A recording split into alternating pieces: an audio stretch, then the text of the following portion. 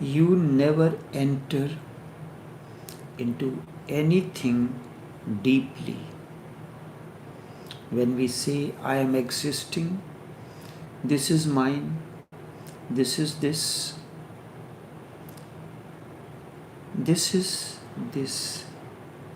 Even if you go deep into it, you can attain to illumination. I am existing, but you never enter deeply into this feeling. Many times feeling arise in an individual, but we never enter deeply into it. I am existing, you are existing, but you never dig deep into this phenomenon. Shiva points out to Devi, I am existing, this is mine, this is this. Even in such, one can attain to illumination. I remember a Zen anecdote. 3 friends were walking along a road. Evening was just falling and the sun was setting when they became aware of a monk standing on a nearby hill. They started talking about the monk, wondering, what is he doing there?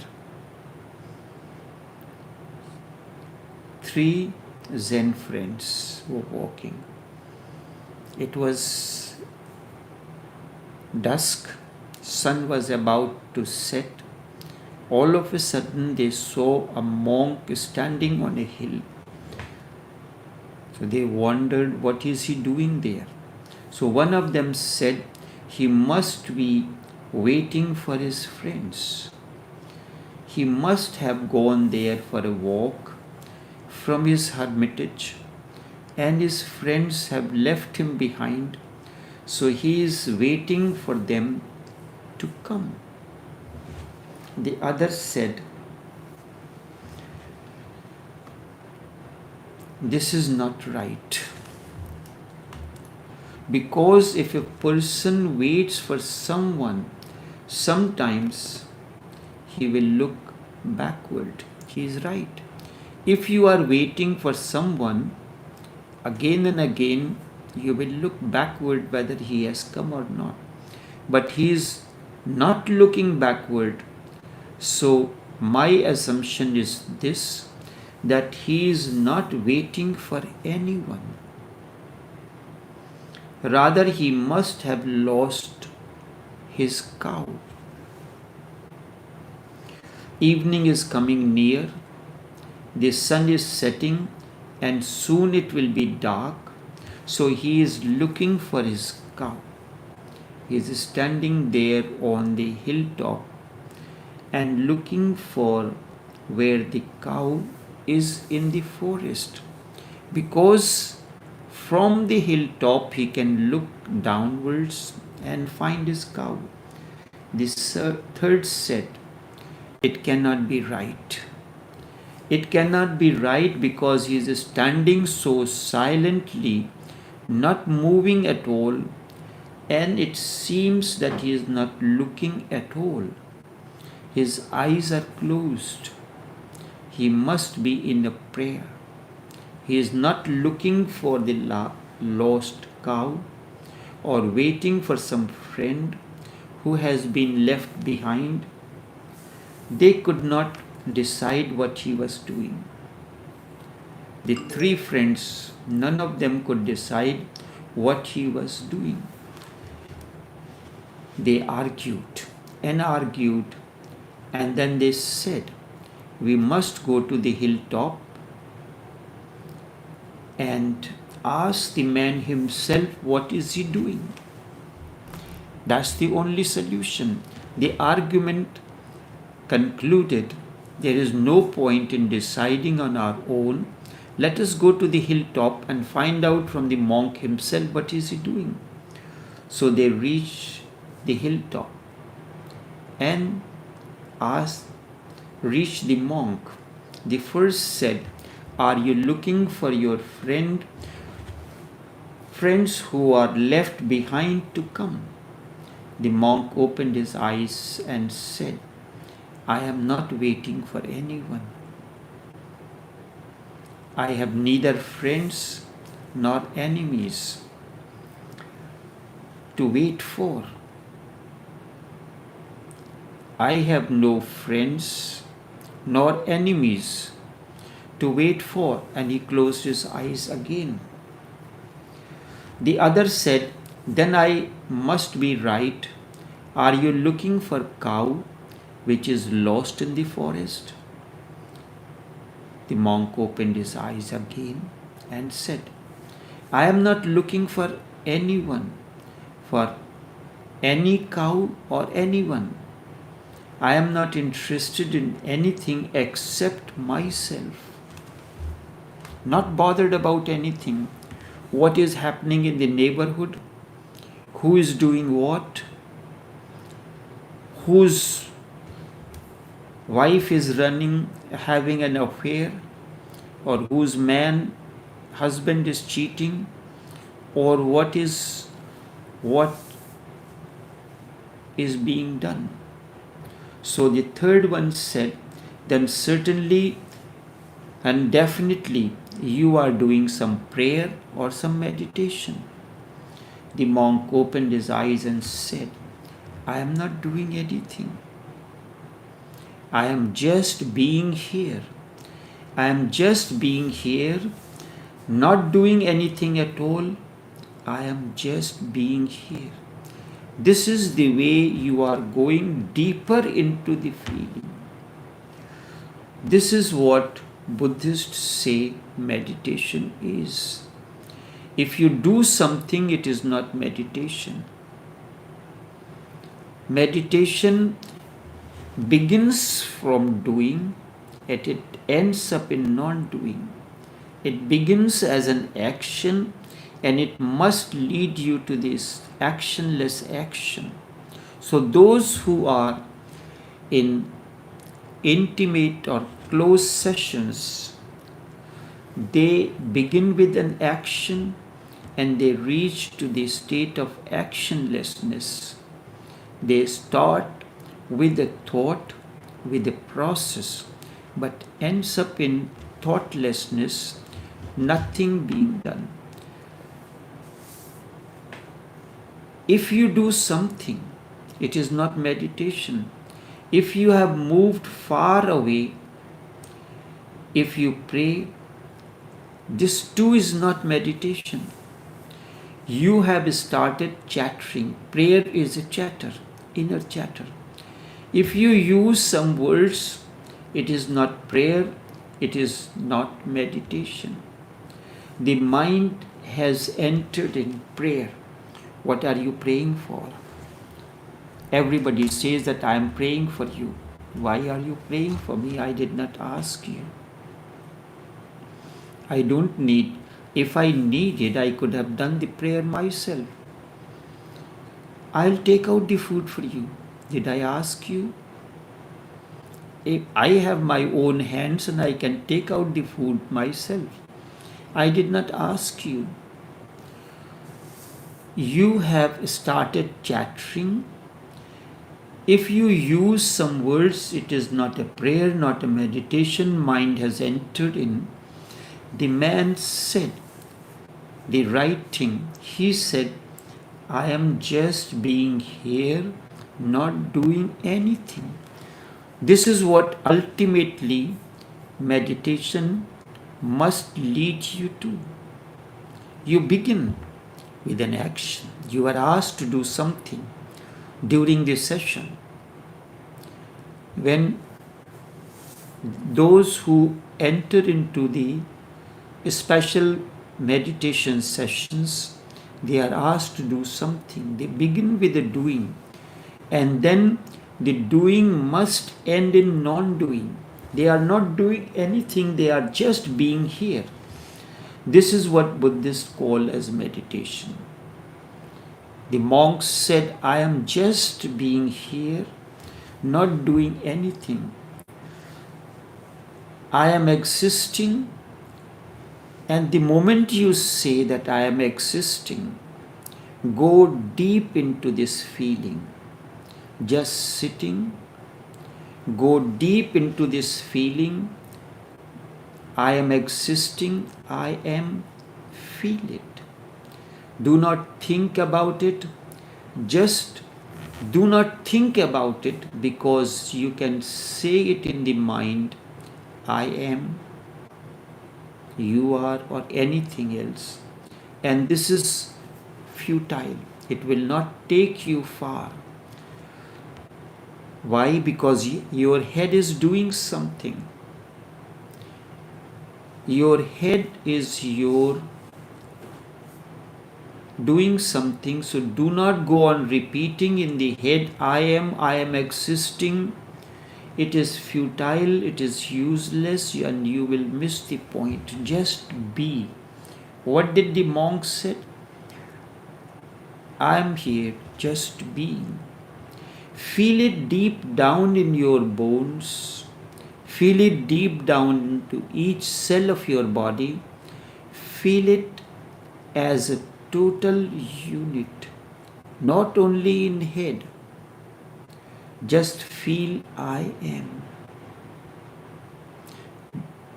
Deeper you go into this feeling, words will become useless.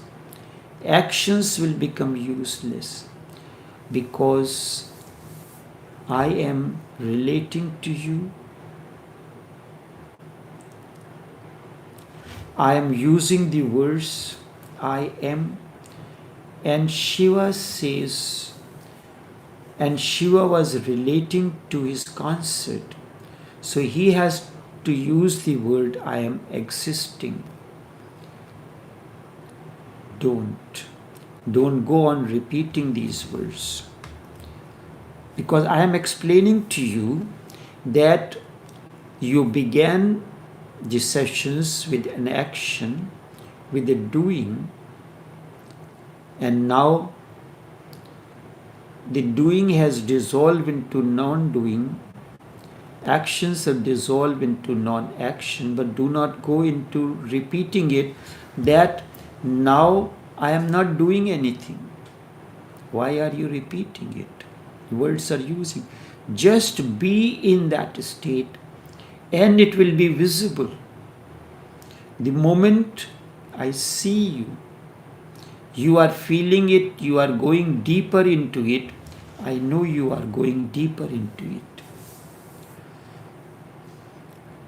Do not go on repeating, because that is a mantra. You are not to repeat, I am existing, I am not, no action is there, I am not doing anything, I am not thinking, nothing.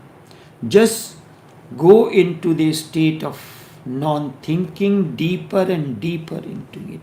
You will enter into your being. Enter into no action as deep as possible, and as far as you can go, something will happen. If you go on repeating a certain thing, you become auto-hypnotized. First, you get bored with it, then you feel sleepy, and then your awareness is lost.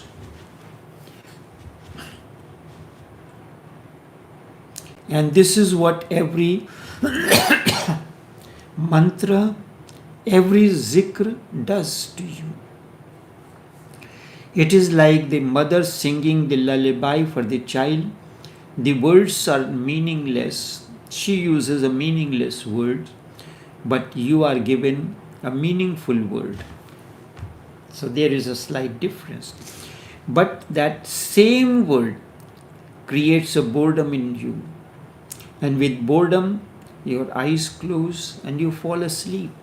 And when you fall asleep, your awareness is also lost. And you will come back from it much refreshed. Just like you had a deep sleep. It is good for health, but it is not meditation. When a technique like this was given to the West, that was not meditation, but the person feels more relaxed, and you consider this meditation is happening. It is good for health, but it is not meditation. If you are suffering from insomnia, you can use chanting, a mantra, a zikr. It is good. It acts as a tranquilizer, or even better than a tranquilizer. You can go on repeating a certain word. Repeating constantly creates a monotonous tone, and you will fall asleep. And when you wake up, you will feel fresh. Anything that creates a monotony will give you deep sleep. So the psychoanalysts and psychologists go on telling people who suffer from insomnia to just listen to the sound of the ticking of the clock. Go on listening to it and you will fall asleep, because this sound of the clock will become a lullaby for you. It will create a boredom. It is a monotonous sound. Now I am speaking. I am not repeating the same word again and again. You have to focus on it to listen to it, so that these words sink deep into you. But if I keep on repeating one word, then it will create a monotony. The child in the mother's womb sleeps continuously for 9 months, and the heart of the mother goes on, the heartbeat goes on like the sound of the tick, tick, tick, tick. If you feel the heartbeat, it is like that. So this sound, heart is constantly beating for 9 months, child sleeps. That becomes a conditioning, a deep conditioning, the continuous repetition of the heart, the sound. That is why whenever someone takes you near the heart, you feel good. The heartbeat makes you feel relaxed. Anything that gives you monotony relaxes you, and you feel asleep. So that is what the hugging goes on, and you feel very good when someone hugs you. What it is happening? When someone gives you a hug, you are able to hear his or her heartbeat, and that heartbeat reminds you of the 9 months constant sleep within mother's womb. And you fall asleep. In a village, you can sleep more deeply than in a city, because the life in the village is monotonous. The city is not monotonous. Every moment something new is happening. The traffic noise goes on. Traffic noise does not remain static, it goes on changing. In a village, everything is monotonous, the same.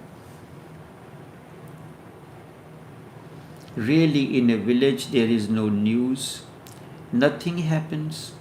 Everything moves in a circle. So villagers sleep deeply because the life around them is somewhat monotonous. In a city, sleep becomes difficult. Life around you is sensational. Something goes on changing every moment. a vehicle late in the night, vehicles are passing on the road, some playing the blaring music. If the noise pollution is not a law in your country, someone is returning home late in the night or early in the morning, door opens, noise is there. You can use any word as mantra or zikr. You can use the word Ram, Om, Jesus.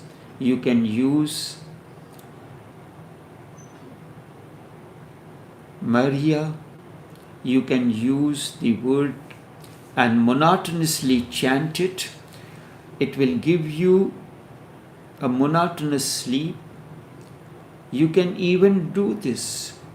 And what did Raman Maharishi did? He used to give technique, who am I? And people start using this as a mantra. He said to go deep into it to find out, just as you are removing the layers upon layers of the onion to find that there is nothing in the end. But people started using this as a mantra, who am I, who am I, who am I? Repeating it rather than you ask, who am I? Then you are going into the process. You decide that I am X. Then you realize, am I really X? You say, for instance, that I am Mr. X. And why is there need of saying Mr.? I am X. But you are being addressed by different names. The children call you by a different name. They address you differently. The spouse addresses you differently. Neighbor addresses you differently.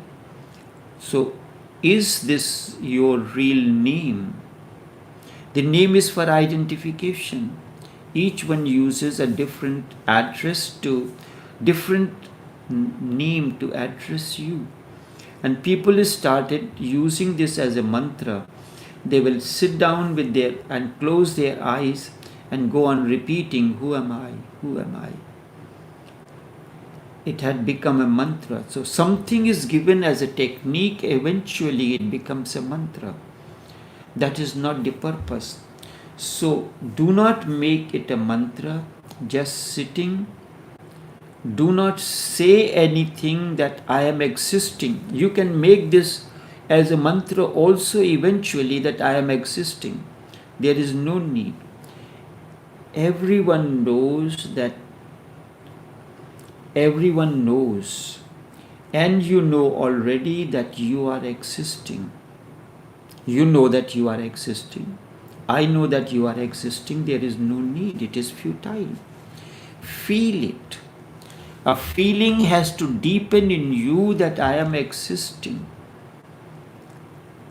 Feeling is a different thing, a totally different thing. Thinking is a trick to escape from feeling. It is not only different, but it is a deception. Thinking that I am existing, you can make it a trick, a process of thinking, or a process of feeling. So thinking arises out of the mind, and feeling is a phenomenon of heart. So entire spiritual journey is a journey from mind to heart. Heart feels, mind thinks. So Sufis say first jazb and then suluk. So you have to move from head to heart. That's why the cross, where the horizontal and vertical lines intersect one another, that is known as the Sacred Heart of Jesus. Not the ordinary biological heart, not your heart, but a sacred heart where the horizontal and vertical lines have intersected one another.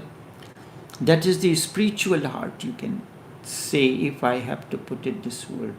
The heart that is invoked. Sufis use the word kalb zakir huna, means kalb means heart, zakir huna means it is now become a sacred heart. It is neither thinking nor, it is just being, not thinking, not feeling. But first you have to move from thinking to feeling, allow the feeling to deepen in you, and when feeling deepens in you, then you do not have to worry about the feeling either, you are just being. So sacred heart is being. Mind is thinking, heart is feeling. When you are in between the two, neither pulling towards thinking nor pulling towards feeling, you are being. Thinking, being, feeling, you move from there to the being. That's what the monk was saying. These three Zen travelers, friends, were thinking that he may be doing this, he may be looking for his friends. So he gave his arguments. He is standing there looking for his friends because night is coming. So the other said, no, it is not so, because he is not looking at backward. If he was looking for his friends or waiting for someone, and you know, when you are waiting for someone, you keep on looking at the back whether the person came in or not. And if the person is coming with a vehicle, then you are waiting for the sound of the vehicle, that any vehicle is passing, you think that he has come. But the next one said, according to me, he is looking for his cow, because the night, the monks, they carry cows, have the animals. So night is approaching and soon it will be dark, so he is looking for a cow. The third one said, no, how can he be looking for his cows? But look at his eyes are closed. With closed eyes, how can he look for his cow? So that argument also failed. So the third one said, I think he is praying with his eyes closed. When you are doing the prayer, you keep your eyes closed. So then they decided to go and ask him.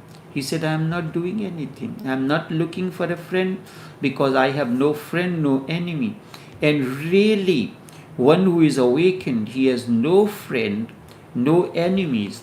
He is friendly with everyone. I am friendly with you because being a friend, I can help you to go beyond that state. I have entered into an action with you because I am actionless, I am friendless. In being, I do not have any need for friend. I do not need to have any action. I need to have to do anything but entering into you. How to enter into you? I can enter into you being a friend to you, being involved in an action, being in an act of doing, so that I can enter into you and bring you out of that state. Otherwise, how else can I bring you? You are somewhere. How am I going to bring you out? I'll go inside where you are, hold your hands and say to you, come back with me. I'll take you to my place. You can rest where I am resting. You can rest in my abode. What is my abode? You can come, you are looking for a place to stay. This being is a state where you are going to stay permanently. You can permanently stay in thinking. Constantly, lifelong, you go on thinking, and what have you gained in that? Just misery. Then feeling, always felt hurt. You were feeling for this man or that man, and finally each time you find that you have been hurt. So what do? If you are a thinking type, I'll take you through thinking and bring you out to non-thinking. If you are of a feeling type, I will take you through the feeling and bring you out to the state of no feeling. So that I tell you, you are a thinking man, I enter into your thinking process and then bring you out and take you to the state of non-thinking. I take you, you are a feeling type. So each seeker, the journey of each seeker is different than the other. Some are thinking type, some are feeling type.